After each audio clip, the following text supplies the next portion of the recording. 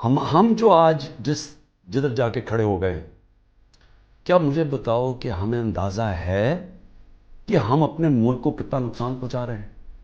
کیونکہ جو قومیں ہیں معاشی طور پہ بعد میں مرتی ہیں، پہلے اخلاقی تباہی ہوتی ہے قوم کی۔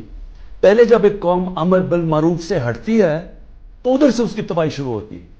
اور جب ان کی بنیاد رکھی جاتی ہے عظیم قوموں کی، تو مدینہ کی ریاست پہ دو چیزوں پہ رکھی گئی تھی: عدل اور انصاف، اور انسانیت کے ساتھ امر بالمعروف، حق سچ کے ساتھ، حق کے ساتھ کھڑے ہو، بدی کے خلاف ہو۔ موریلٹی کے اوپر، اخلاقیات کے اوپر قوم کی بنیاد رکھی گئی۔ اور وہ اس لیے میں آپ کو لوگوں کو یاد کراتا ہوں کہ میں بار بار آپ کو یاد کراتا ہوں، وہ دنیا کی تاریخ کا سب سے بڑا انقلاب تھا۔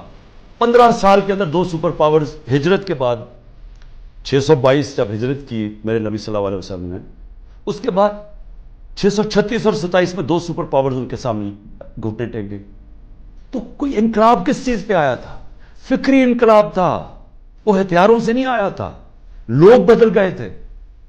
اور آج ہم ذرا صرف دیکھ لیں کہ وہ ملک، واحد ملک دنیا میں اسلام کے نام پہ بنا تھا، پاکستان۔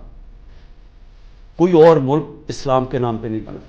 ہماری بنیاد ہی رکھی گئی تھی اسلام پہ، اور ہمارے جو فاؤنڈنگ فادرز تھے انہوں نے ہماری جو قرارداد مقاصد کے اندر انہوں نے کہا تھا کہ ہم ہوں گے اسلام